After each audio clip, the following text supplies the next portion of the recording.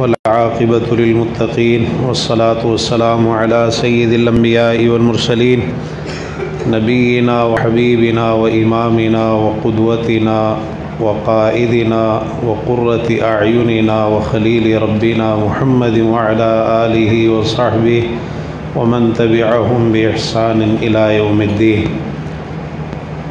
أما بعد فأعوذ بالله السميع العليم من الشيطان الرجيم من همزه ونفخه ونفثه. بسم الله الرحمن الرحيم. قل يا أيها الكافرون لا أعبد ما تعبدون. سورہ کافرون کی ابتدائی آیات اس لیے تلاوت کی ہیں کہ ان کا شان نزول بتائیں. سورہ کافرون کیوں نازل ہوئی ہے جی بتائیں. کیا کہا تھا انہوں نے؟ ہاں شاباش ماشاء اللہ. اچھا ودوا لو تدہنوا فیدہنون. مداہنت کس کو کہتے ہیں؟ لچک اختیار کرنا. ایک ہوتا ہے لفظ مدارات، ایک ہوتا ہے مداہنت. دونوں میں فرق کریں گے. مدارات جو ہے وہ نرمی مدارات کے اندر بھی ہوتی ہے. مداہنت کے اندر ہوتا ہے کچھ لو کچھ دو، سمجھوتا، کمپرومائز، مفاہمت، کوئی ایسی آپس میں کچھ لے دے کے معاملے کو طے کر لیا جائے. تو کفار یہ چاہتے تھے کہ کچھ آپ ہمارے ساتھ مداہنت کا رستہ اختیار کریں، ہم بھی آپ کے معبود کی عبادت کر لیں گے، آپ بھی ہمارے معبود کی عبادت کر لیں، ایک سال ہم کریں ایک سال آپ کریں. تو اللہ تعالیٰ نے بڑی سخت قسم کی آیات ان کے جواب میں نازل فرمائی. کون سی پہاڑی کو انہوں نے سونے کا بنانے کا مطالبہ کیا تھا؟ ہے جی صفا. ماشاء اللہ. صفا پہاڑی کو. احد پہاڑ ہے پہاڑی نہیں ہے. تھوڑا سا لفظوں میں بھی فرق کریں. اچھا یہ بتائیے کہ وہ 3 سوالات کون سے تھے جو کفار قریش کو یہودیوں نے کہا تھا کہ اللہ کے رسول صلی اللہ علیہ وسلم سے پوچھیں؟ روح کے بارے میں، ذوالقرنین کے بارے میں، اصحاب کہف کے بارے میں. اچھا یہ جواب اب خواتین دیں گی، آپ نے خاموش رہنا ہے. قریش نے اپنے 2 نمائندے یہودیوں کی طرف بھیجے تھے، ان دونوں کا نام کیا تھا؟ ہاں ماشاء اللہ. نضر بن حارث اور عقبہ بن ابی معیط، یہ 2 نمائندے قریش نے بھیجے تھے. وہ کون سے نابین صحابی ہیں کہ جب وہ آئے تو اللہ کے رسول صلی اللہ علیہ وسلم سرداران قریش کو دعوت دے رہے تھے اور آپ کو ان کا آنا ناگوار گزرا؟ عبداللہ بن ام مکتوم رضی اللہ تعالی عنہ. چلیے ہم آگے بڑھتے ہیں. پیارے پیغمبر جناب محمد رسول اللہ صلی اللہ تعالی علیہ وآلہ وسلم مسلسل دعوت دے رہے ہیں، اپنا کام کر رہے ہیں. کفار قریش کو آپ کی رفتار میں کمی نہیں آئی بلکہ اضافہ ہی ہوا ہے. دعوت کی رفتار میں، تبلیغ کی رفتار میں، جہاں کوئی موقع آپ کو مل جاتا، جہاں کچھ لوگ اکٹھے نظر آتے، حج کا موسم آتا، منڈیاں لگتی، مختلف جگہوں پر بازار لگتے، آپ وہاں جاتے اور دعوت دیتے. اس دعوت میں آپ کو نتیجے کی کوئی پرواہ نہ ہوتی، اور یہی اصل بات ہے سمجھنے کی.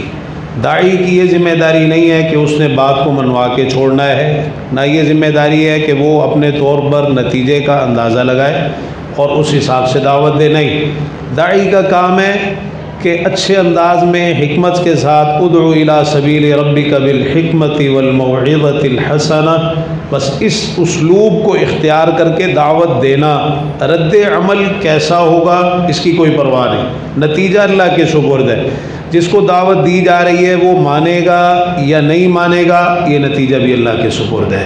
اللہ تعالیٰ نے اسی لیے فرمایا فذکر انما انت مذکر لست علیہم بمسیطر. آپ کا کام ہے نصیحت کرنا، آپ بس نصیحت کرنے والے ہیں، آپ ان پر کوئی نگران، نگہبان یا داروغہ مقرر نہیں کیے گئے.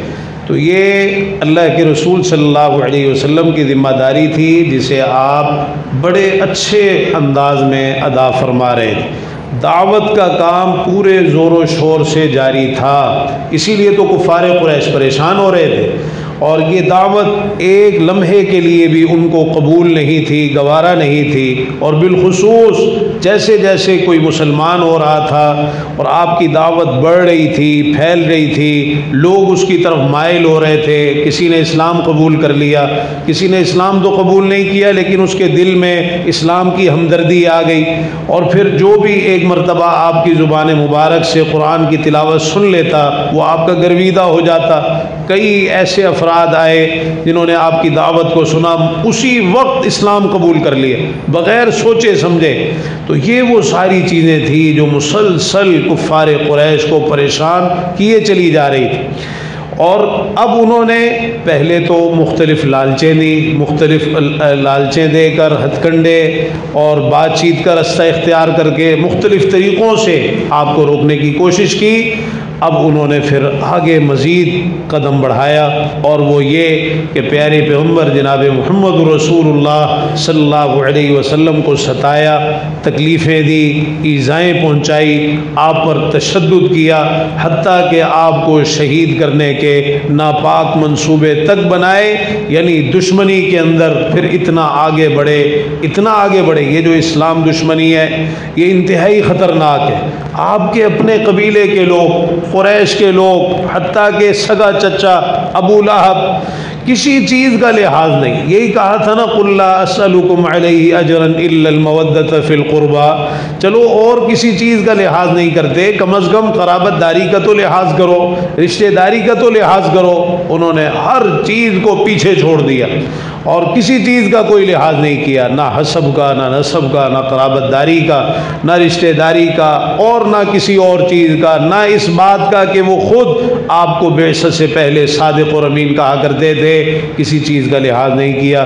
اسلام دشمنی میں آگے سے آگے بڑھے اور آپ پر تشدد اور آپ کو ایذائیں اور تکلیفیں پہنچانی شروع کی۔ جی ہاں، یہ ایک بڑا نازک حساس باب ہے سیرت کا کہ اللہ کے رسول صلی اللہ علیہ وسلم نے دعوت اور تبلیغ کا جو کام کیا ہے، اس مشن کی خاطر کتنی تکلیفیں اٹھائی، اور قرآن مجید میں مسلسل خاص طور پر مکی صورتوں میں اللہ تعالیٰ نے آپ کو صبر کی تلقین فرمائی، مختلف انداز میں، مختلف اسلوب میں مسلسل یہ حکم آ رہا تھا کہ آپ نے صبر کرنا ہے، لڑائی کی اجازت نہیں تھی، عفو و درگزر کا رستہ اختیار کرنا ہے، یہ جو مرضی کرتے رہے، آپ نے ان کے جواب میں کچھ نہیں کرنا، اور کوئی ایسا رد عمل نہیں ہونا چاہیے۔ حتیٰ کہ ان حالات سے تنگ آ کر بعض صحابہ کرام رضی اللہ عنہم نے بھی کہا اللہ کے رسول صلی اللہ علیہ وسلم اجازت تو دیجیے، اپنا بدلہ لیں، ہمیں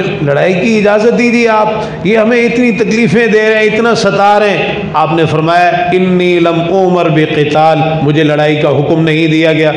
ایسا بھی ہوا کہ صحابہ نے کہا اللہ کے رسول صلی اللہ علیہ وسلم، یعنی اتنے سخت حالات تھے یہ مکی دور کے جس میں مسلسل ایذائیں اور تکلیفیں وہ دے رہے تھے کہ بعض صحابہ آپ کے پاس آئے، آپ بیت اللہ کے سائے میں تشریف فرمایا ہے، کہنے لگے الا تدعو لنا الا تستنصر لنا، آپ ہمارے لیے دعا کیوں نہیں کرتے، آپ ہمارے لیے مدد طلب کیوں نہیں کرتے؟ آپ نے فرمایا تم جلدی کر رہے ہو، تم جلدی کر رہے ہو، تم سے پہلے لوگ جو تھے گڑھا کھودا جاتا تھا، ان کو لا کے اس میں ڈال دیا جاتا تھا، آرا لا کے سر پہ رکھ کے ان کے دو ٹکڑے کر دیے جاتے، اور لوہے کی کنگیاں لے کر ان کے جسموں پہ پھیری جاتی جن سے ان کی ہڈیاں اور گوشت تک متاثر ہوتے۔ ما یصدہ ذلک عن دینہ، یہ ساری باتیں ان کو ان کے دین سے نہیں روک پاتی۔ تو یہ مسلسل آپ تربیت فرما رہے، اور ہم نے تو وہ تکلیفیں، وہ ایذائیں جو اللہ کے رسول صلی اللہ علیہ وسلم کے سامنے آئی، صحابہ کرام رضی اللہ عنہم کے سامنے آئی، ہمارے تو وہم و گمان میں بھی نہیں ہے، پھر بھی ہم دعوت اور تبلیغ کے کام سے بھاگتے ہیں۔ ایک دفعہ دعوت دیتے ہیں، کوئی آگے سے بات سننی پڑ جائے، یا اگلا آدمی اپنا کوئی رویہ دکھا دے، کوئی مزاج دکھا دے، کوئی طبیعت دکھا دے، انسان ہے نا، کچھ بھی ہو سکتا ہے جواب میں، تو ہم پیچھے ہٹ جاتے ہیں، ایک کو دعوت دیں دوبارہ مانے نہیں، دوبارہ دعوت ہی نہیں دیتے۔ تو یہ سب ہماری کمزوریاں ہیں دعوت اور تبلیغ کے میدان میں۔ یہ تو کام اس وقت بھی نہیں چھوڑا جاتا جب بڑی بڑی تکلیفیں کیوں نہ دی جا رہی ہوں، حتیٰ کہ شہید تک کرنے کے پروگرام کیوں نہ بنائے جا رہے ہوں۔ پیارے پیغمبر جناب محمد رسول اللہ صلی اللہ علیہ وسلم نے ارشاد فرمایا، لقد اوذیت فی اللہ وما یؤذی احد، مجھے اللہ کے رستے میں اتنی تکلیفیں دی گئی ہیں جتنی تکلیفیں کسی کو بھی نہیں دی گئی۔ وَلَقَدْ أُخِفْتُ فِي اللَّهِ وَمَا يُخَافُ أَحَدٌ، مجھے اللہ کے رستے میں اللہ کی خاطر اتنا ڈرایا گیا ہے کہ اتنا کسی کو بھی نہیں ڈرایا گیا۔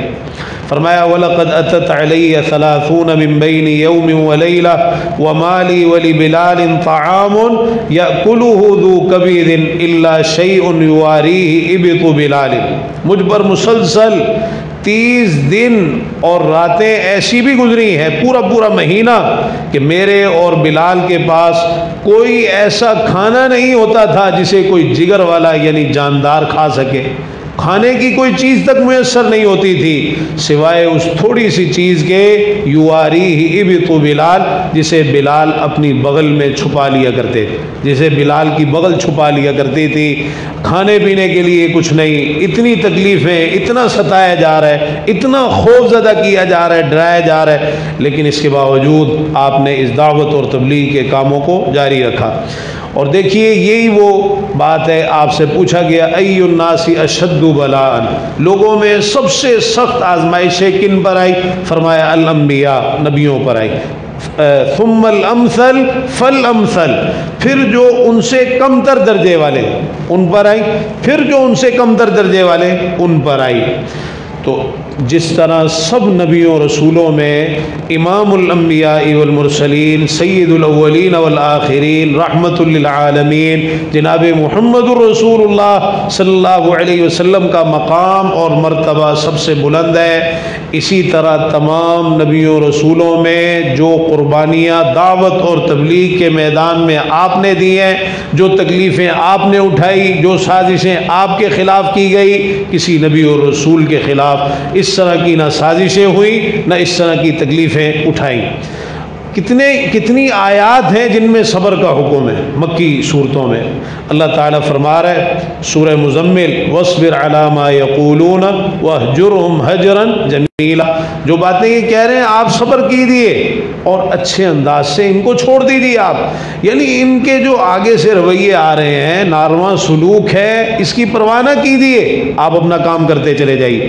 کہیں فرمایا فَاصْبِرْ لِحُكْمِ رَبِّكَ، اپنے رب کے حکم کے لیے صبر کیجیے، آپ صبر کیجیے۔ لا تطع منهم آثما او کفورا، کسی گناہ گار یا ناشکرے کی بات نہ مانیے۔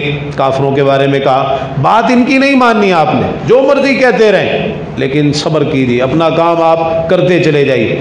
کہیں فرمایا وَاصْبِرْ وَمَا صَبْرُكَ إِلَّا بِاللَّهِ، آپ صبر کیجیے، آپ کا صبر محض اللہ کی توفیق ہی سے ہے، صبر اللہ کی توفیق سے ہے، اللہ تعالیٰ آپ کو توفیق دے گا۔ اب صبر جو ہے یہ ایک ایسی چیز ہے، رسول اللہ صلی اللہ علیہ وسلم نے فرمایا وَمَن يَتَصَبَّرْ يُصَبِّرْهُ اللَّهُ، جو صبر کرنے کی کوشش کرے گا، تصبر يتصبر تصبرا باب تفاعل ہے، یعنی کسی کام کو مشقت کے ذریعے سے، تکلف کے ذریعے سے کرنا، تو انسان صبر کرنے کی کوشش تو کرے، کو اپنے اوپر محنت کرے صبر کرنے کے تعلق سے، یصبرہ اللہ، اللہ تعالیٰ اس کو صبر کی توفیق عطا فرما دے گا۔ ولا تحزن علیہم، آپ ان پر غمگین نہ ہوئیے، ولا تک فی ضیق مما یمکرون، جو سازشیں یہ کر رہے ہیں ان کے بارے میں آپ تنگی میں مبتلا نہ ہو۔ کہیں فرمایا ما یقال لک الا ما قد قیل للرسل من قبلک، جو باتیں آپ سے کہی جا رہی ہیں آپ سے پہلے رسولوں سے بھی کہی گئی، لہذا ان کی باتوں کی پرواہ نہ کیجیے، لیکن ساتھ ساتھ یہ بھی حکم تھا دعوت بھی دیتے رہیے، صبر بھی کیجیے اور خوب اللہ کی عبادت بھی کیجیے۔ یہ سب دعوت اور تبلیغ کے میدان میں یہ کام ضروری ہے۔ کہ انسان صبر کو لازم پکڑے۔ ایک داعی کے اندر اگر صبر نہ ہو، جلد بازی ہو اور برداشت نہ ہو، تحمل نہ ہو، حلم نہ ہو، بردباری نہ ہو، کہ اس نے جس کو دعوت دی ہے آگے سے، یہ جو دعوت کا میدان ہے نا، یہ کوئی ایسا نہیں ہے کہ کوئی دعوت اور تبلیغ کا کام کرے تو لوگ اسے پھولوں کے ہار پہنائیں گے۔ یہ کانٹوں کی سیج ہے، کانٹوں کی سیج۔ یہ قرآن مجید کی ایک آیت میں اللہ تعالیٰ نے فرمایا فَلَا تُطِعِ الْكَافِرِينَ وَجَاهِدْهُمْ بِهِ جِهَادًا كَبِيرًا۔ مفسرین کہتے ہیں جہادًا کبیرہ سے مراد مکی دور میں دعوت اور تبلیغ کا کام۔ یہ جو آپ دعوت اور تبلیغ کا کام کر رہے ہیں مکی دور میں، اس کو جہاد کبیرہ اللہ تعالیٰ نے فرمایا وَجَاهِدْهُمْ بِهِ جِهَادًا كَبِيرًا۔ تو یہ صبر، حلم، بردباری اور ساتھ ساتھ اللہ کی عبادت میں خوب محنت، یہ بھی ایک داعی کے لیے ضروری۔ عبادت میں جتنی محنت کریں گے، اب ایک داعی دعوت اور تبلیغ کا بیچارہ کیا کام کرے گا جس سے 5 وقت کی نماز نہیں پڑھی جاتی، نماز باجماعت کا پابند نہیں ہے، اذکار کا پابند نہیں ہے، صبح و شام کی دعائیں اس سے نہیں پڑھی جاتی، قرآن پابندی سے اس سے نہیں پڑھا جا رہا، تو کیا وہ دعوت کا کام کرے گا؟ تو اللہ تعالیٰ نے، حالانکہ آپ بہت زیادہ اللہ کی عبادت کیا کرتے تھے، لیکن پھر بھی فرمایا فَسَبِّحْ بِحَمْدِ رَبِّكَ وَكُن مِّنَ السَّاجِدِينَ وَاعْبُدْ رَبَّكَ حَتَّى يَأْتِيَكَ الْيَقِينُ۔ سورہ حجر کی آخری آیات میں کہ آپ اپنے رب کی حمد کے ساتھ تسبیح کیجیے اور سجدہ کرنے والوں میں سے ہو جائیے، اور اپنے رب کی عبادت کیجیے یہاں تک کہ آپ کو موت آ جائے۔ تو یہ انتہائی اہم چند بنیادی باتیں ہیں جو اللہ تعالیٰ کی توفیق سے ہم نے کی ہیں۔ کفار قریش نے جو آپ کو تکلیفیں دینے اور ایذائیں پہنچانے کی منصوبہ بندی کی، اس سارے پروگرام کی قیادت ابو لہب کے پاس تھی۔ ابو لہب کون ہے؟ آپ کا سگا چچا ہے۔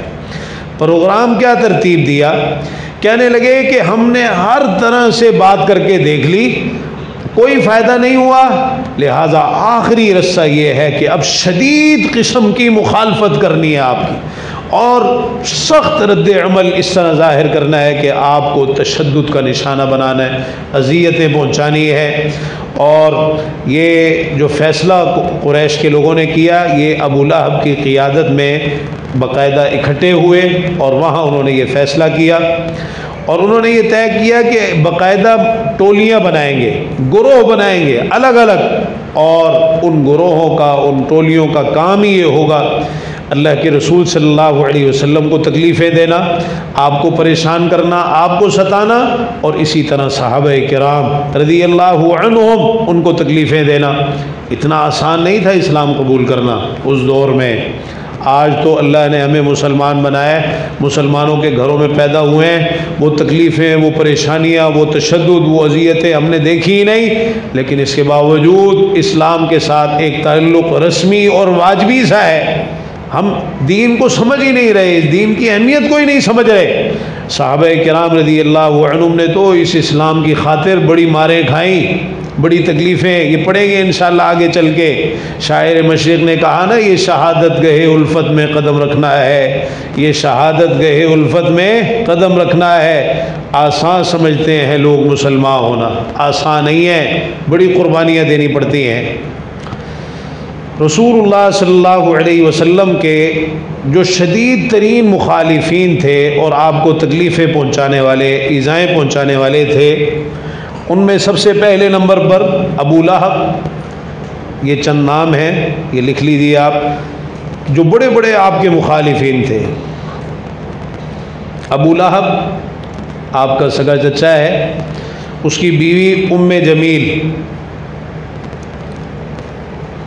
ابو لہب کی بیوی ام جمیل، یہ ابو سفیان کی بہن تھی، اور اس کا نام عروہ تھا، ام جمیل۔ اسی طرح ابو جہل،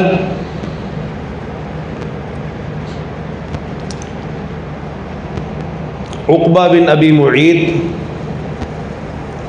عقبہ بن ابی معیط، امیہ بن خلف، امیہ بن خلف، نضر بن حارث، نضر بن حارث، اخنس بن شریق اور ابی بن خلف۔ ابو لہب اس کی بیوی ام جمیل عروہ، ابو جہل عقبہ بن ابی معیط، امیہ بن خلف، نضر بن حارث، اخنس بن شریق اور ابی بن خلف، یہ اللہ کے رسول صلی اللہ علیہ وسلم کے شدید ترین مخالفین تھے اور سر عام آپ سے دشمنی کرنے والے، بلکہ خود ہی نہیں دوسروں کو بھی اس پر اکسانے اور ورغلانے والے۔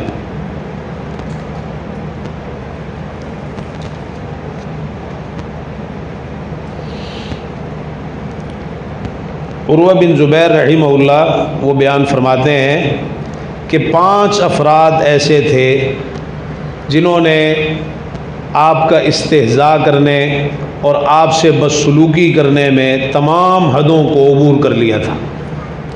یہ 5 افراد یہ ہیں: اسود بن عبد یغوث، اسود بن عبد یغوث، اسود بن مطلب، اسود بن مطلب، ولید بن مغیرہ، عاص بن وائل،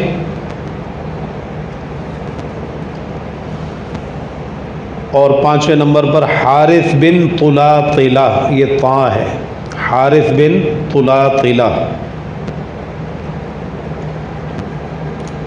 یہ بھی بڑے بڑے آپ کے گستاخ تھے، مستہزئین، بڑے بڑے استہزاء کرنے والے 5 افراد۔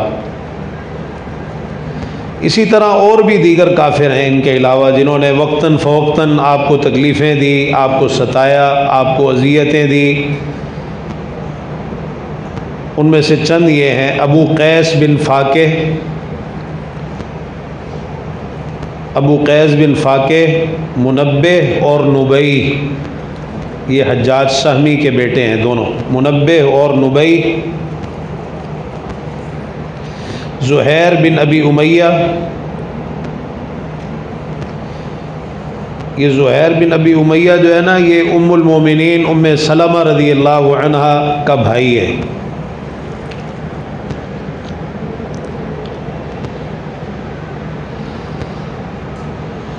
صائب بن ابی صائب، اسود بن عبد الاسد،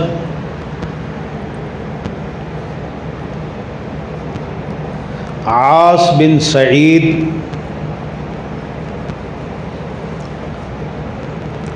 اسود بن عبد الاسد، عاص بن سعید، عدی بن حمراء،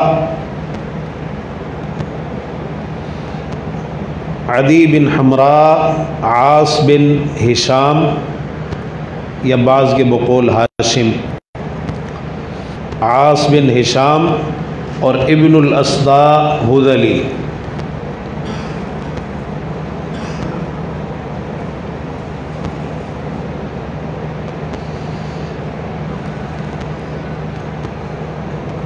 ان کے علاوہ ابو سفیان، یہ 3 نام ہیں: ابو سفیان بن حرب، عتبہ بن ربیعہ اور شیبہ بن ربیعہ۔ یہ تینوں بھی اگرچہ کھلم کھلا آپ سے دشمنی کرتے رہے، لیکن انہوں نے آپ کو ایسا نقصان نہیں پہنچایا جس طرح کا سخت نقصان ان کے علاوہ دیگر لوگوں نے پہنچایا۔ ابو سفیان، عتبہ بن ربیعہ اور شیبہ بن ربیعہ، ان تینوں نے بھی آپ سے دشمنی کی ہے، لیکن اس طرح آپ کو نقصان نہیں پہنچایا، نہ اذیت دی اور آپ پر تشدد کیا جس طرح کے دیگر کافروں نے کیا ہے۔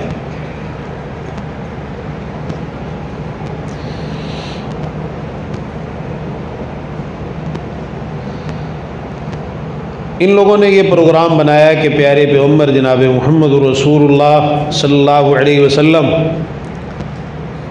جہاں بھی ان کو نظر آتے کہ آپ دعوت دے رہے ہیں، تبلیغ کر رہے ہیں، تو یہ پیچھے پیچھے وہاں پہنچ جاتے اور طرح طرح سے آپ کو ستاتے، تانے دیتے، آوازیں کستے، شور مچاتے۔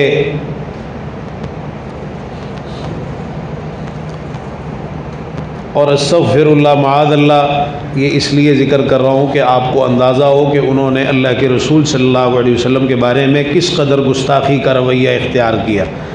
آخر ان میں سے جو بڑے بڑے گستاخ تھے اس قدر برے انجام سے دوچار ہوئے تو کیوں ہوئے؟ یہ اللہ کے رسول صلی اللہ علیہ وسلم کو تلمید شیطان کہتے تھے، استغفراللہ معاذ اللہ، کہ آپ کو جو کچھ سکھاتا ہے شیطان سکھاتا ہے۔ اور قرآن مجید میں بھی اللہ تعالیٰ نے فرمایا نا، هل انبئکم علی من تنزل الشیاطین تنزل علی کل افاک اثیم، سورہ شعراء کے آخر میں۔ تو وہ استغفر اللہ آپ کے بارے میں اس طرح کی باتیں کرتے تھے کہ آپ جو کچھ بیان کرتے ہیں یہ شیاطین آپ کو سکھاتے ہیں، استغفر اللہ معاذ اللہ۔ تو وہ اس طرح آپ کو پریشان کرتے اور کہتے آپ کی طرف اشارے کر کے کہ یہی وہ شخص ہے جو تمہارے معبودوں پر انگلی اٹھاتا ہے۔ اللہ کے رسول صلی اللہ علیہ وسلم پر طنز کرتے ہوئے یہ بات کہتے تھے۔ اسود بن عبد یغوث یہ بھی آپ کا ایک گستاخ تھا، آپ کو ستانے والوں میں شامل تھا۔ یہ اللہ کے رسول صلی اللہ علیہ وسلم سے اس قدر استہزاء کرتا کہ یہ جملے کہتا، اے محمد صلی اللہ علیہ وسلم، کیا آج آسمان سے تم پر وحی نازل نہیں ہوئی؟ وہ آپ کا مذاق اڑاتے تھے، کہتے تھے دیکھو یہ عبد المطلب کا فرزند کہتا ہے کہ مجھ پر آسمان سے وحی نازل ہوتی ہے، استغفر اللہ معاذ اللہ۔ تو اس وحی کے تعلق سے آپ کا مذاق اڑایا کرتے تھے۔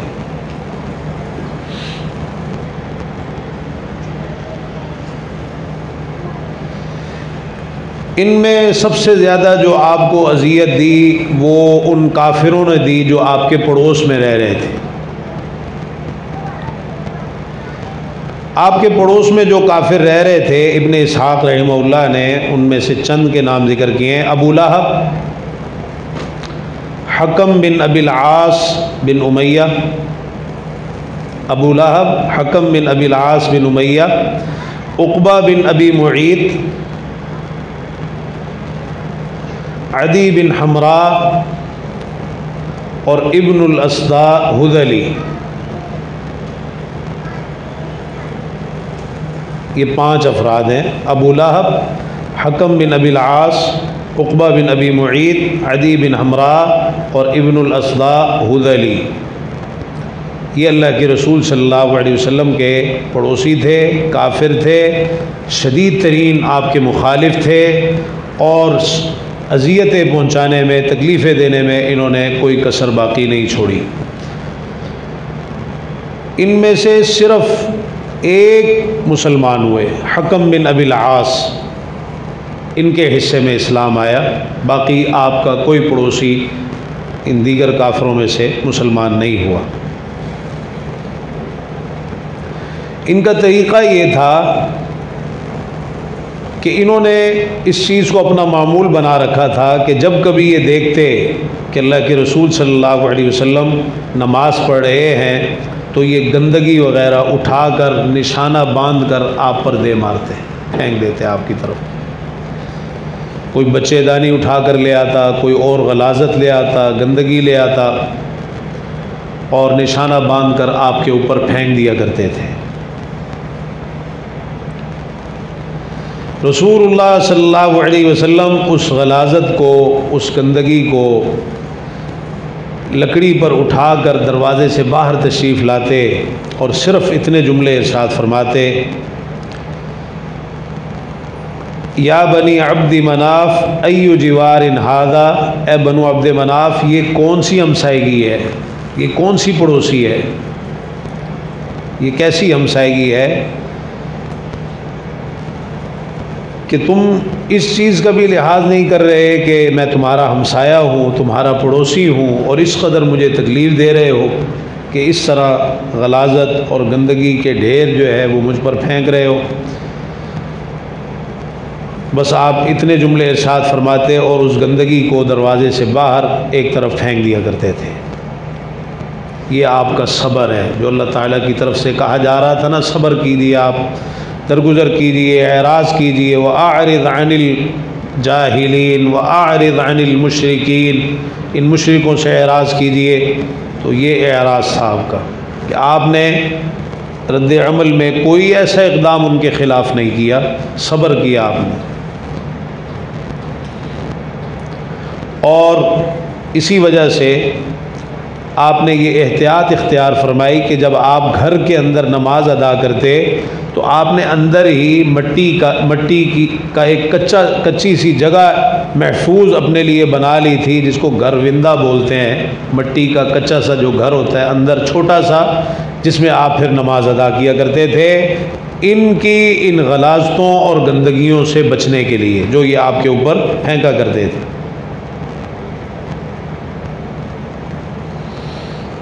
ابو لہب اور عقبہ بن ابی معیط، انہوں نے یہ کام بھی پکڑ رکھا تھا کہ آپ کے دروازے پر کچرا پھینک دیا کرتے تھے. گندگی کے ڈھیر، کچرا یہ آپ کے دروازے پر پھینکا کرتے تھے. اور ان کے متعلق ہی پیارے پیغمبر جناب محمد رسول اللہ صلی اللہ علیہ وسلم نے یہ کلمات ارشاد فرمائے.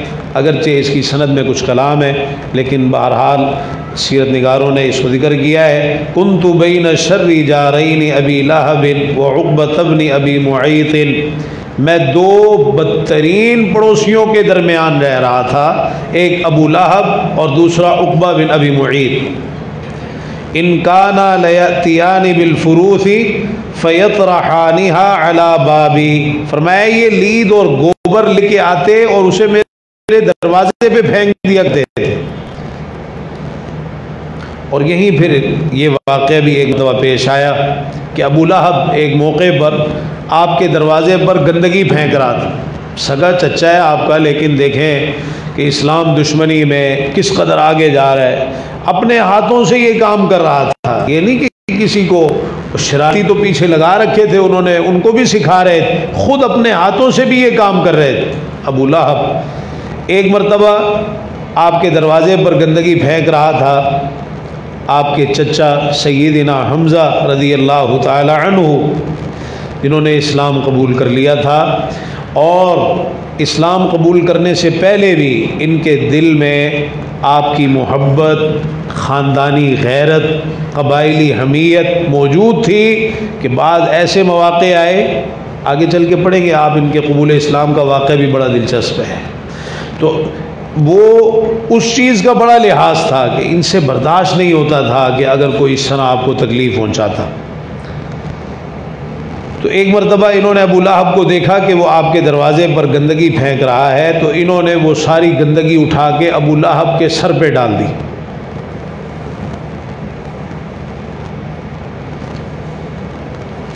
ابو لہب ان کو بے وقوف، بے دین، گمراہ اور اس قسم کے جملے کہتا ہوا وہاں سے چلا گیا. اور اس کے بعد پھر ابو لہب کو یہ جرأت نہیں ہوئی کہ وہ از خود اپنے ہاتھوں سے آپ کے دروازے پر گندگی پھینکے، لیکن جو بھی یہ کام کرتا اس نے پھر کچھ اور لوگوں کو اس پر اکسایا، ان کے ذریعے سے یہ کام کرواتا تھا اور ان کی پشت پناہی کیا کرتا تھا. شروع میں خود بھی کرتا رہا، لیکن سیدنا حمزہ رضی اللہ عنہ جب آڑے آئے اور ایک مرتبہ انہوں نے اس کو اس طرح دیکھا تو گندگی اٹھا کے اس کے سر پہ ڈال دی، تو پھر اس کے بعد ابو لہب تھوڑا سا سہم گیا اور خود اس نے پھر یہ کام نہیں کیا، لیکن اور لوگوں کو اس پر اکسایا اور ان کی پشت پناہی اور ان کی حوصلہ افزائی کی. اسی طرح اور بھی کچھ ایسے واقعات پیش آئے. عقبہ بن ابی معیط یہ ایک مرتبہ گوبر سے بھرا ہوا ٹوکرا لے کے آیا، اللہ کے رسول صلی اللہ علیہ وسلم کے دروازے کے سامنے لا کر اس نے الٹ دیا. یہ طلیب بن عمیر بن وہب جو اللہ کے رسول صلی اللہ علیہ وسلم کی پھوپھی عروہ کے بیٹے تھے. طلیب بن عمیر بن وہب یعنی یہ اللہ کے رسول صلی اللہ علیہ وسلم کے پھوپھی ذات تھے. آپ کی پھوپھی عروہ بنت عبد المطلب ان کے بیٹے تھے. انہوں نے عقبہ بن ابی معیط کو ایسا کرتے ہوئے دیکھ لیا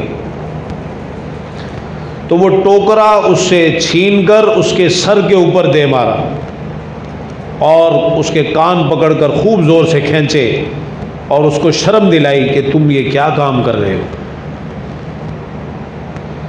عقبہ بن ابی معیط طلیب بن عمیر کی شکایت لے کر अरवा बिनते अब्दुल मुत्तलिब जो अल्लाह के रसूल सल्लल्लाहु अलैहि वसल्लम की फूफी थी, उनके पास गया और कहा कि देखो तुम्हारा बेटा मोहम्मद की मदद करता है सल्लल्लाहु अलैहि वसल्लम। अरवा बिनते अब्दुल मुत्तलिब का जवाब ये था, मोहम्मद सल्लल्लाहु अलैहि वसल्लम से बेहतर हम में और कौन हो सकता है, वो तो हम में सबसे बेहतरीन आदमी, हमारे माल और हमारी जानें सब कुछ आप पर कुर्बान है। उक़बा बेबसी की हालत में वापस चला गया।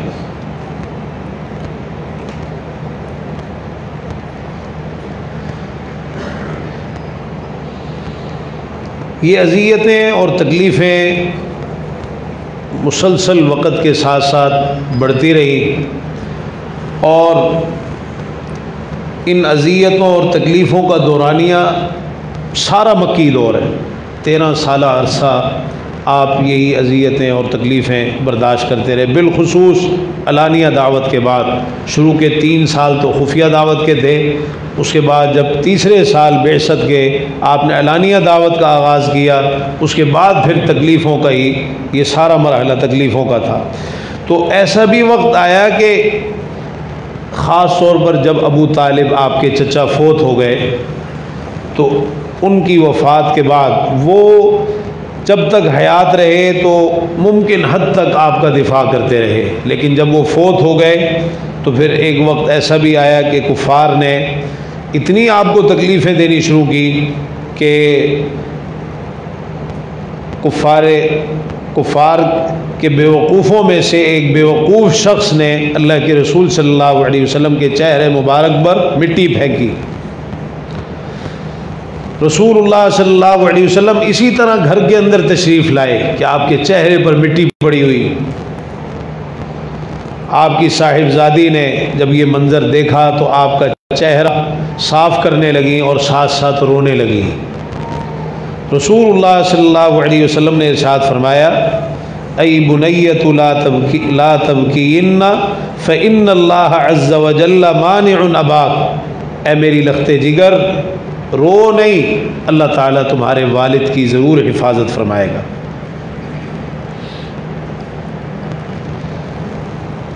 अबू लहब की बीवी उम्मे जमील अरवा बिनते हर्ब बिन उमैया, अबू सुफियान की बहन,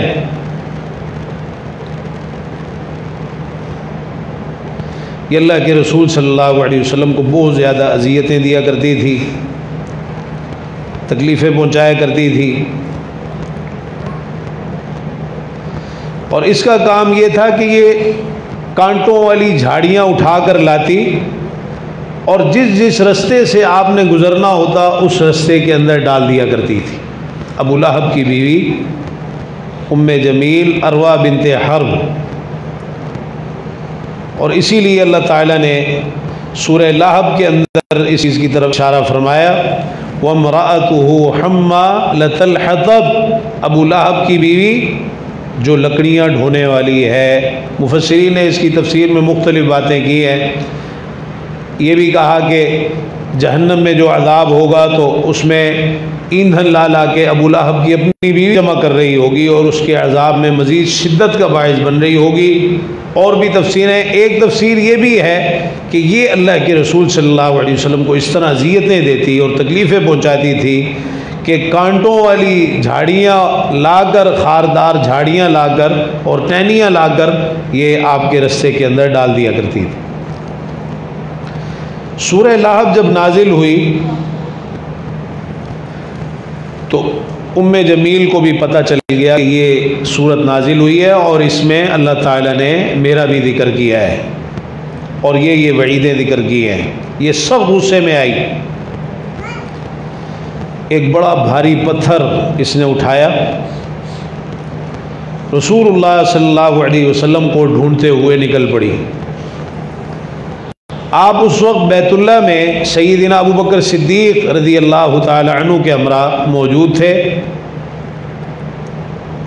सय्यिदना अबू बकर सिद्दीक़ रज़ी अल्लाह अन्हु ने जब उम्मे जमील को देखा कि बड़े गुस्से से एक भारी पत्थर उठा के आ रही है سمجھ گئے کہ یہ کسی ناپاک ارادے سے آ رہی ہے اور اس کا مقصد آپ کو اذیت اور تکلیف پہنچانا ہے، فوراً عرض کرنے لگے اللہ کے رسول صلی اللہ علیہ وسلم ام جمیل آ رہی ہے، ام جمیل آ رہی ہے، اور مجھے ڈر ہے کہ کہیں وہ آپ کو نقصان نہ پہنچا دے، ایسا نہ ہو کہ وہ آئے اور آپ کو نقصان پہنچا دے۔ اور دیکھیے کہ اللہ تعالیٰ کی طرف سے آپ کی حفاظت کے وعدے تھے، واللہ یعصمک من الناس، اللہ تعالیٰ لوگوں سے آپ کی حفاظت فرمائے گا۔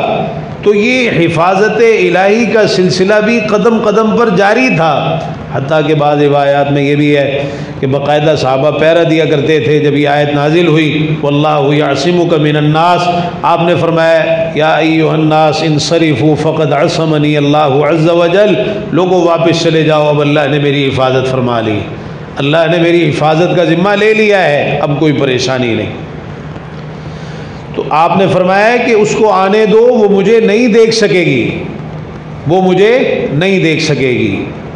اس کے بعد قرآن مجید کی اس آیت مبارکہ کی تلاوت فرمائی، سورہ بنی اسرائیل کی آیت، وَإِذَا قَرَأْتَ الْقُرْآنَ جَعَلْنَا بَيْنَكَ وَبَيْنَ الَّذِينَ لَا يُؤْمِنُونَ بِالْآخِرَةِ حِجَابًا مَسْتُورًا، جب آپ قرآن کی تلاوت کرتے ہیں تو ہم آپ کے اور ان لوگوں کے درمیان جو آخرت پر ایمان نہیں رکھتے ایک پوشیدہ خفیہ پردہ ڈال دیتے ہیں، ایک ایسی آڑ قائم کر دیتے ہیں آپ کے اور ان لوگوں کے درمیان جو آخرت پر ایمان نہیں رکھتے۔ تو اس آیت کے جو مفہوم ہیں ان میں سے ایک مفہوم آپ کی حفاظت کا بھی ہے کہ اللہ تعالیٰ پھر آپ کی حفاظت فرماتا ہے ان کافروں سے۔ ام جمیل قریب آ گئی اور اس نے آتے ہی سیدنا ابو بکر صدیق رضی اللہ تعالی عنہ سے پوچھا، اے ابن ابی قحافہ، اے ابن ابی قحافہ، تمہارے ساتھی کا کیا معاملہ ہے؟ مجھے پتہ چلا ہے کہ اس نے میری مذمت میں کچھ باتیں کی ہیں اور میرے بارے میں شعر کہے ہیں، استغفر اللہ معاذ اللہ، قرآن کو شعر کہتے تھے، تبت یدا ابی لہب وتب ما اغنی عنہ مالہ وما کسب، اس نے سمجھا شاید یہ شعر و شاعری ہے۔ کہنے لگی اللہ کی قسم اگر وہ مجھے مل جائیں تو میں اس پتھر سے ان کا منہ کچل کے رکھ دوں گی، معاذ اللہ۔ سیدنا ابو بکر صدیق رضی اللہ عنہ نے اس کے جواب میں صرف اتنا کہا، اللہ کی قسم واللہ ما ہوا بشاعر، اللہ کی قسم میرے ساتھی شاعر نہیں ہیں اور نہ ہی شعروں کے بارے میں کچھ ان کو سوجھ بوجھ ہے، اور نہ انہوں نے تمہاری مذمت میں کوئی بات کی ہے۔ مذمت میں تو سورت اتری تھی سورہ لہب، تو سیدنا ابو بکر صدیق رضی اللہ عنہ نے کہا انہوں نے تمہاری مذمت میں کوئی بات نہیں کی، معنی یہ کہ وہ تو اللہ نے نازل کیا ہے نا۔ اشارہ اصل میں بیان یہ یعنی مقصد ان کا یہ تھا کہ وہ تو انہوں نے نہیں کہی، تو مقصد کیا تھا کہ وہ تو اللہ نے نازل کی ہے، اللہ نے نازل کی۔ تو صرف اتنا کہا کہ انہوں نے تو تمہاری مذمت میں کوئی بات نہیں کی، معنی یہ کہ اللہ کی طرف سے مذمت آئی ہے، انہوں نے اپنی طرف سے نہیں کی۔ تو ام جمیل کہنے لگی کیا انہوں نے یہ نہیں کہا فی جیدہا حبل من مسد، کہ اس کی گردن میں چھال کی بٹی ہوئی رسی ہوگی؟ یعنی ابو لہب کی بیوی کے بارے میں اللہ تعالیٰ نے آیت مبارکہ نازل فرمائی۔ سیدنا ابو بکر صدیق رضی اللہ عنہ نے کہا اللہ کی قسم یہ جملہ انہوں نے نہیں کہا، وہی بات یعنی یہ تو اللہ نے کہا ہے اور آپ نے تو نہیں کہا، حقیقت بھی اسی طرح ہے۔ اللہ کی طرف سے آیت نازل ہوئی نا، اللہ کے رسول صلی اللہ علیہ وسلم نے اپنے پاس سے تو نہیں کہا۔ رسول اللہ صلی اللہ علیہ وسلم نے سیدنا ابو بکر صدیق رضی اللہ عنہ سے فرمایا اس موقع پر، ابو بکر اس سے پوچھو کہ تمہیں کوئی اور نظر آ رہا ہے؟ وہ مجھے دیکھ نہیں سکتی، اللہ نے میرے اور اس کے درمیان ایک پردہ حائل کر دیا ہے، ذرا اس سے پوچھو تو صحیح کہ تمہیں کوئی نظر آ رہا ہے۔ سیدنا ابو بکر صدیق رضی اللہ عنہ نے ام جمیل سے پوچھا کہ تمہیں میرے سوا کوئی اور نظر آ رہا ہے یہاں؟ کہنے لگی اے ابن ابی قحافہ تم مجھ سے مذاق کر رہے ہو؟ اللہ کی قسم میں تو تمہارے علاوہ یہاں کسی کو بھی موجود نہیں پاتی، یہاں تو مجھے تمہارے سوا کوئی نظر نہیں آ رہا۔ پھر اس نے بڑے تکبر کے ساتھ یہ بات کہی کہ بھلا کون میری ہجو کر سکتا ہے، میری مذمت کر سکتا ہے؟ سب کو پتہ ہے کہ میں قریش کے سردار کی بیٹی ہوں۔ اور پھر یہ شعر پڑھتے ہوئے واپس گئی بلند آواز سے، مذممن عصینا وامرہ ابینا ودینہ قلینا، ہم نے مذمم کی نافرمانی کی، مذممن عصینا، اللہ کے رسول صلی اللہ علیہ وسلم کے بارے میں اس نے مذمم کہا۔ کہنے لگی ہم نے مذمم جس کی مذمت کی گئی، ہم نے مذمم کی نافرمانی کی، وَأَمْرَهُ أَبَيْنَا، اس کے حکم کا انکار کیا، وَدِينَهُ قَلَيْنَا، اور اس کے دین سے بغض اور دشمنی رکھی۔ یہ کہتے ہوئے واپس چلی گئی۔ اور دیکھیے کہ ایک لکھنے والے نے خوب لکھا،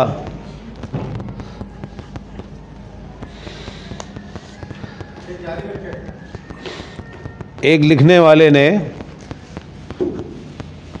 خوب لکھا اس کے جواب میں،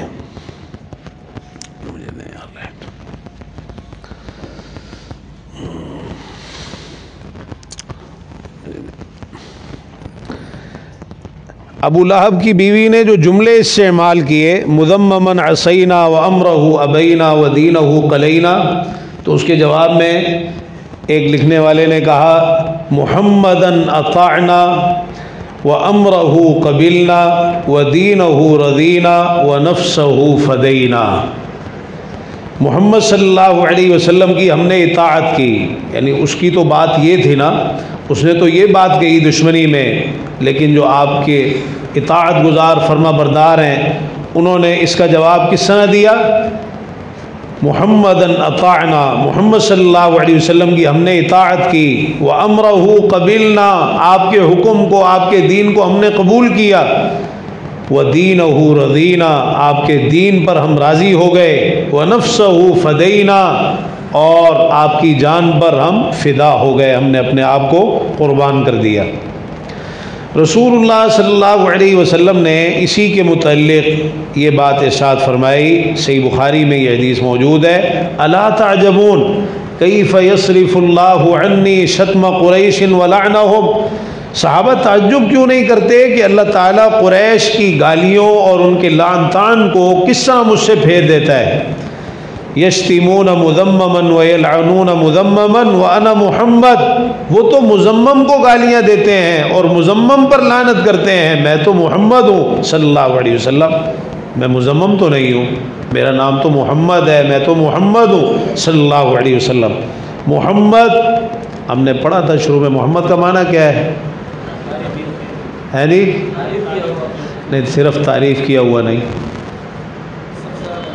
جس کی سب سے زیادہ بار بار تعریف کی جائے، محمد بار بار سب سے زیادہ جس کی تعریف کی جائے تو محمد کے معنی یہ ہے۔ تو مذمم جس کی بہت زیادہ مذمت کی جائے، تو آپ نے فرمایا مذممن عصینا، اس نے کہا ہے نا کہ مذمم کی نافرمانی کی، تو مذمم تو میں نہیں ہوں، میں تو محمد ہوں۔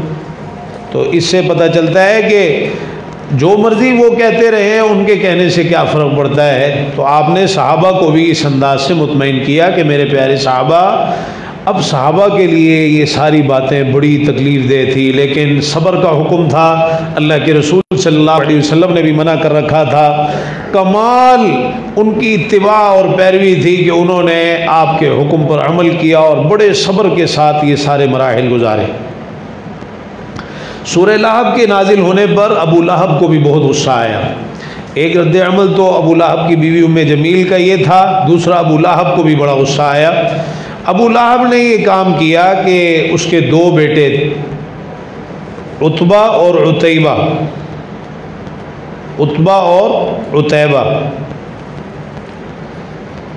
ان دونوں بیٹوں کا نکاح اللہ کے رسول صلی اللہ علیہ وسلم کی دو صاحبزادیاں سیدہ ام کلثوم اور سیدہ رقیہ رضی اللہ تعالی عنہ سے ہو چکا تھا، نکاح ہو چکا تھا، رخصتی ابھی نہیں ہوئی تھی، نکاح ہو چکا تھا، رخصتی ابھی نہیں ہوئی تھی۔ سیدہ رقیہ رضی اللہ عنہ کا نکاح عتبہ بن ابو لہب سے ہوا، یہ عتبہ ابو لہب کا بڑا بیٹا تھا، اور ام کلثوم رضی اللہ عنہ کا جو نکاح ہے وہ عتیبہ سے ہوا تھا۔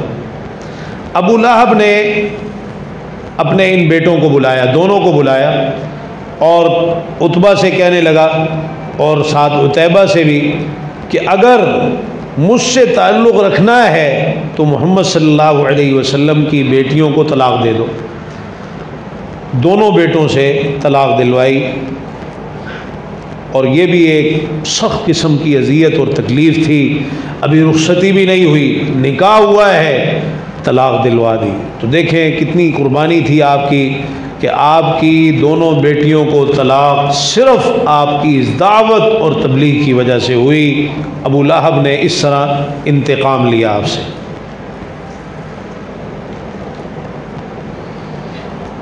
اور اسی پر بس نہیں،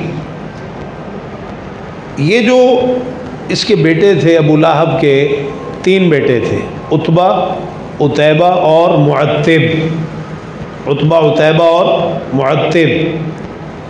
ان میں سے دو بیٹے جو تھے مسلمان ہو گئے تھے بعد میں، ایک معتب اور دوسرا عتبہ۔ عتبہ اور معتب یہ مسلمان ہو گئے تھے۔ عتیبہ جو ہے اس کا بڑا بدترین انجام ہوا۔ یہاں بعض روایتوں میں عتیبہ کی جگہ عتبہ کا یہ انجام بیان ہوا ہے، لیکن ابن عبد البر رحمہ اللہ نے وضاحت کی ہے کہ وہ عتیبہ ہی تھا جس نے آپ کی یہ گستاخی کی تھی اور اس کا یہ انجام ہوا، عتبہ نہیں تھا۔ عتبہ نے تو پھر بعد میں آگے جا کر اسلام قبول کر لیا تھا فتح مکہ کے بعد۔ اس نے کیا کیا؟ عتیبہ نے یہ اللہ کے رسول صلی اللہ علیہ وسلم کے پاس آیا بڑے طیش میں اور بڑے غصے میں، اور آ کے کہنے لگا میں آپ کے دین کا انکار کرتا ہوں، اور میں اس کا بھی انکار کرتا ہوں جس کے بارے میں سورہ نجم نازل ہوئی تھی، اور آپ نے اس سورہ مبارکہ میں یہ ذکر ہوا کہ ثم دنا فتدلی فکان قاب قوسین او ادنا، جبریل امین کے بارے میں کہنے لگا میں اس کا بھی انکار کرتا ہوں جو آسمان کے بلند کنارے پر تھا، پھر وہ قریب ہوا اور اتر آیا، فکان قاب قوسین او ادنا، دو کمانوں کے برابر بلکہ اس سے بھی قریب ہو گیا، میں اس کا انکار کرتا ہوں۔ مانا تھا جبریل کا انکار کرتا ہوں، میں آپ کا بھی انکار کرتا ہوں، آپ کے دین کا بھی انکار کرتا ہوں، جبریل امین کا بھی انکار کرتا ہوں، جبریل کا بھی انکار کرتا ہوں، اور وہ جو سورہ نجم کی ابتدا میں والنجم اذا ہوا، میں اس ستارے کا بھی انکار کرتا ہوں جو گرتا ہے، میں اس کے رب کا بھی انکار کرتا ہوں، میں اس ستارے کے رب کا بھی انکار کرتا ہوں جس ستارے کا ذکر قرآن میں آیا سورہ نجم میں والنجم اذا ہوا، کہ یہ ستارہ جو گرتا ہے میں اس کے رب کا بھی انکار کرتا ہوں۔ اور اس قدر گستاخی کی آ کر کہ آپ کا کرتا پھاڑ دیا اس نے، اس ملعون نے آ کر آپ کا کرتا پھاڑ دیا، اور ساتھ ہی اس نے آپ کے چہرے مبارک پر تھوکنے کی جسارت کی۔ یہ تھوک آپ کے چہرے مبارک پر نہیں پڑا بلکہ زمین پہ گر گیا، اللہ تعالیٰ نے آپ کی حفاظت فرمائی۔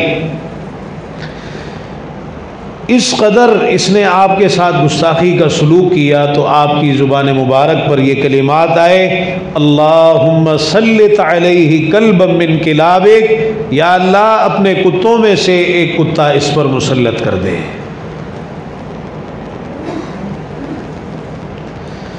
آپ کے یہ الفاظ کہنے کی دیر تھی کہ یہ لوگ انتہائی پریشان ہو گئے، اور جب ابو لہب کو بھی پتہ چلا کہ آپ نے اس طرح میرے بیٹے کے بارے میں کہا ہے، وہ بھی بہت زیادہ پریشان ہو گیا، اور ان کو یہ یقین تھا، ان کے دل اس چیز کی گواہی دیتے تھے کہ محمد صلی اللہ علیہ وسلم کی زبان سے جو بات نکلتی ہے وہ پوری ہوتی ہے۔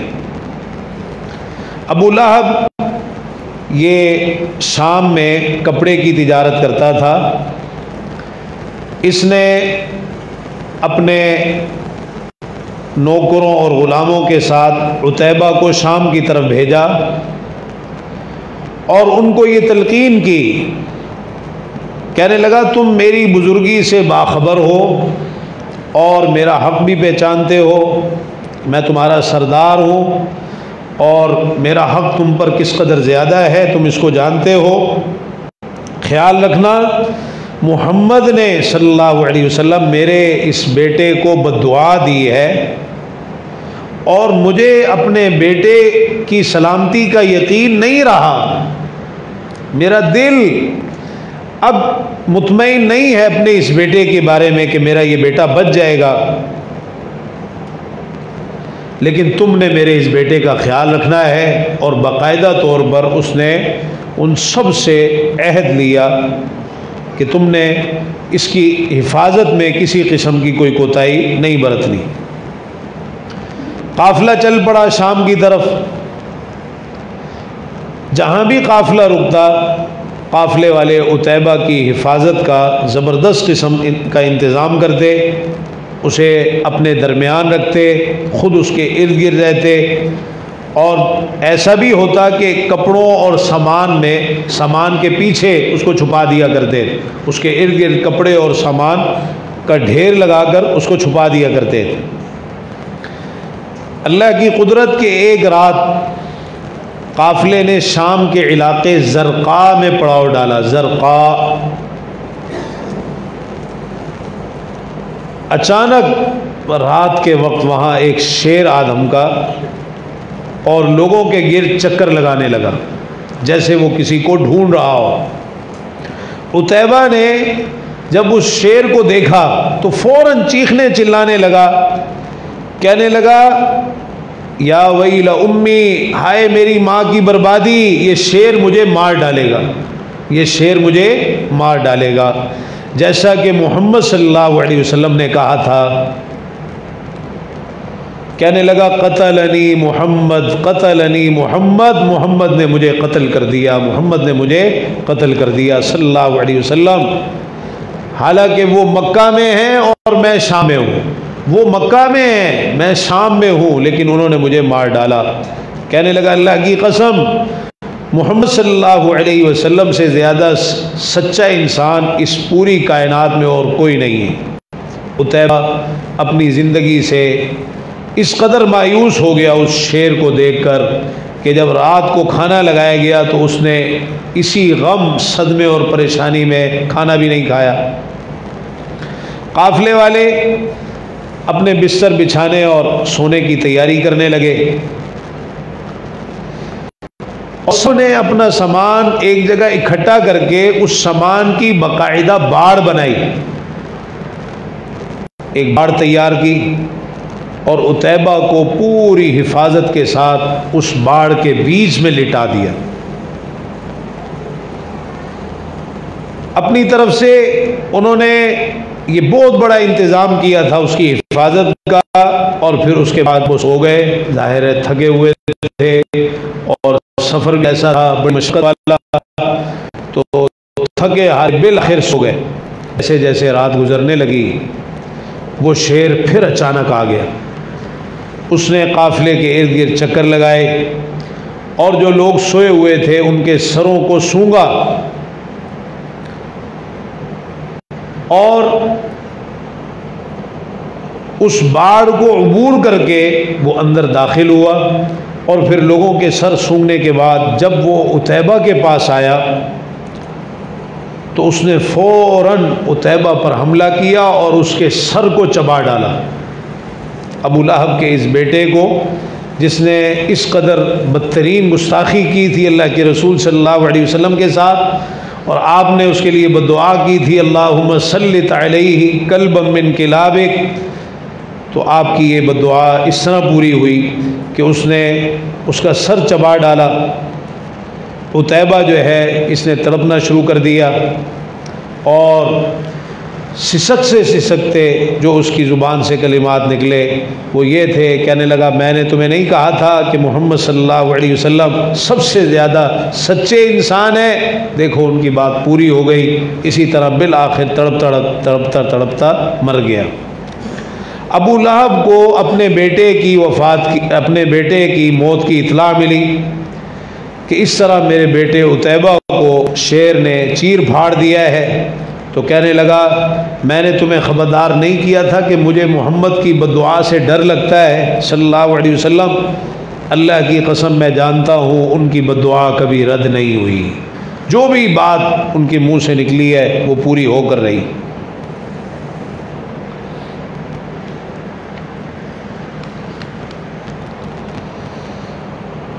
ادھر ابو لہب کی بیوی ام جمیل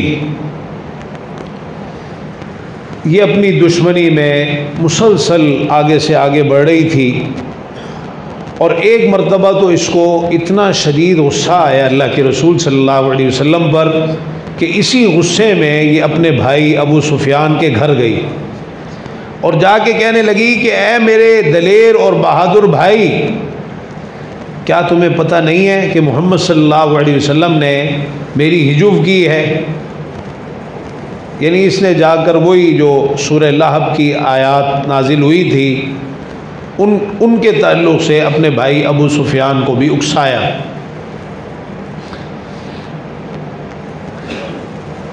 یہ اصل میں جو ابو لہب کا یہ طلاق دلوانا، اپنے دونوں بیٹوں سے اللہ کے رسول صلی اللہ علیہ وسلم کی صاحبزادیوں کو عتیبہ کا یہ گستاخی کرنا اور اس طرح سے نشان عبرت بننا، اور ام جمیل کا آپ کے بارے میں یہ رویہ اختیار کرنا، یہ زیادہ تر جو دشمنی انہوں نے کی ہے سورہ لہب کے نازل ہونے کے بعد کی۔ تو اس نے ابو سفیان کو جا کے خوب بھڑکایا کہ تمہیں پتہ نہیں ہے کہ تمہاری بہن کے بارے میں محمد نے اسی طرح کہا ہے صلی اللہ علیہ وسلم۔ ابو سفیان غصے میں آ گئے، کہنے لگے میں ابھی بدلہ لیتا ہوں۔ اسی وقت تلوار اٹھائی اور گھر سے نکل کر چلے گئے۔ ارادہ یہ تھا کہ جا کر اللہ کے رسول صلی اللہ علیہ وسلم سے اپنی بہن کا بدلہ لیتے ہیں اور آپ کو شہید کرنے کا پروگرام ہے۔ تلوار گھر سے لے کے گئے، لیکن یہ کیا ہوا کہ تھوڑی دیر کے بعد انتہائی بدحواس ہو کر واپس گھر میں آئے اور بڑے پریشان، بھاگتے ہوئے تیزی سے بدحواس ہو کر پریشان ہو کر گھر واپس آئے۔ ام جمیل نے پوچھا کیا قتل کر کے آ گئے ہو تم؟ جس ارادے سے گئے تھے اپنا وہ ارادہ پورا کر کے آ گئے؟ ابو سفیان بڑی ندامت اور شرمندگی سے کہنے لگا میری بہن، کیا تجھے یہ بات اچھی لگے گی کہ تیرے بھائی کا سر کسی اژدہے کے منہ میں ہو؟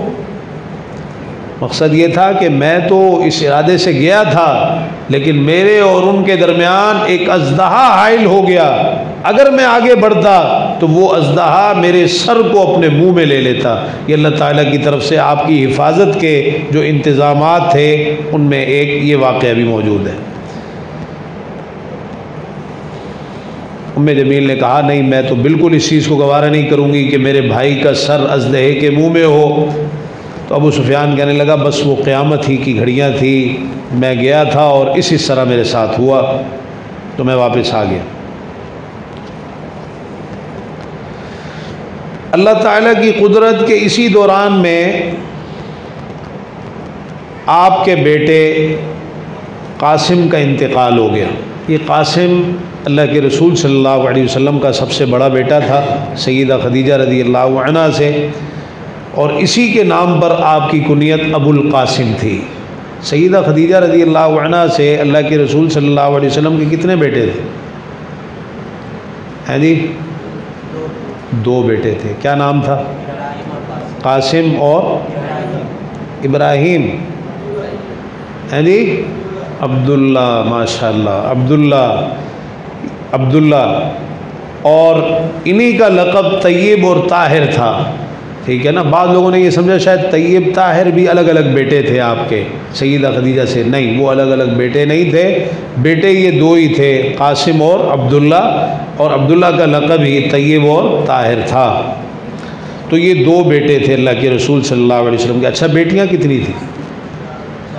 4 بیٹیاں تھیں. ابراہیم جو تھے یہ بھی اللہ کے رسول صلی اللہ علیہ وسلم کے بیٹے تھے. ان کی والدہ کا کیا نام ہے؟ ماریہ قبطیہ. تو اللہ کی قدرت کہ اللہ کے رسول صلی اللہ علیہ وسلم کا جو بڑا بیٹا قاسم تھا، اسی کے نام پر آپ کی کنیت ابو القاسم تھی. یہ آپ کا بیٹا فوت ہو گیا. یہ سب سے پہلا بیٹا تھا آپ کا جو فوت ہوا. اس کے بعد کچھ ہی عرصے بعد جب آپ کا دوسرا بیٹا عبداللہ ہوا تو عبداللہ کی بھی وفات ہو گئی. ابو لہب کو جب پتہ چلا کہ اللہ کے رسول صلی اللہ علیہ وسلم کا پہلے بیٹا قاسم فوت ہوا تھا، پھر عبداللہ بیٹا جو تھا یہ بھی فوت ہو گیا، تو بڑا خوش ہوا.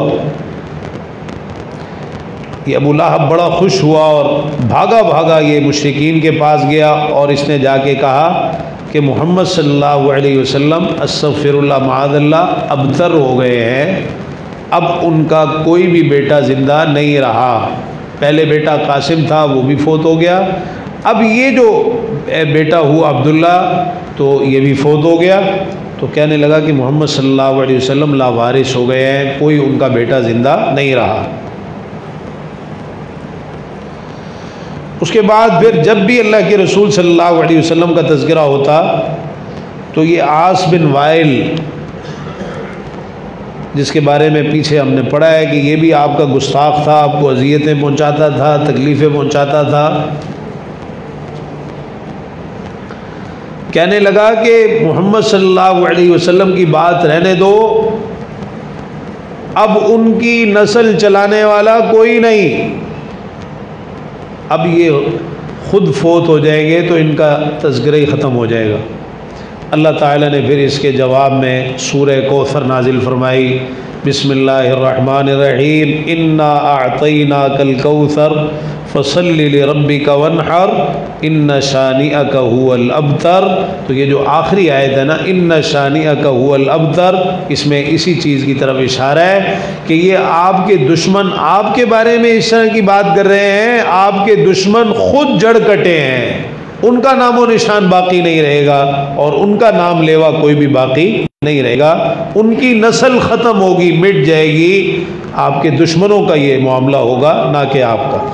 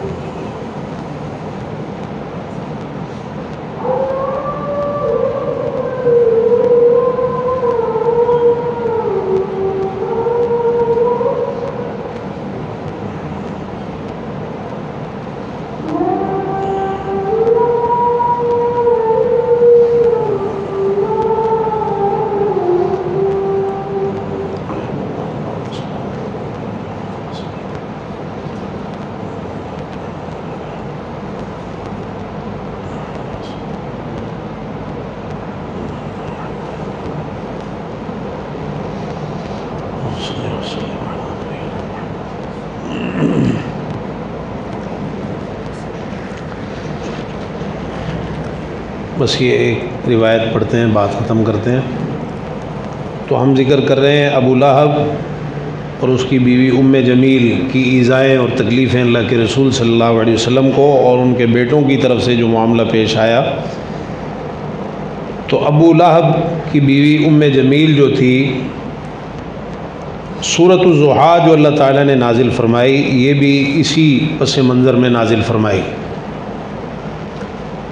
کہ ایک مرتبہ اللہ کے رسول صلی اللہ علیہ وسلم بیمار ہو گئے اور 2 یا 3 راتیں آپ قیام نہ کر سکے، تو یہ آئی اور اس نے آ کے کہا کہ یا محمد انی لارجو ان یکون شیطانک قد ترکک، اے محمد صلی اللہ علیہ وسلم مجھے ایسا لگتا ہے کہ تمہارے شیطان نے تمہیں چھوڑ دیا ہے، استغفر اللہ معاذ اللہ۔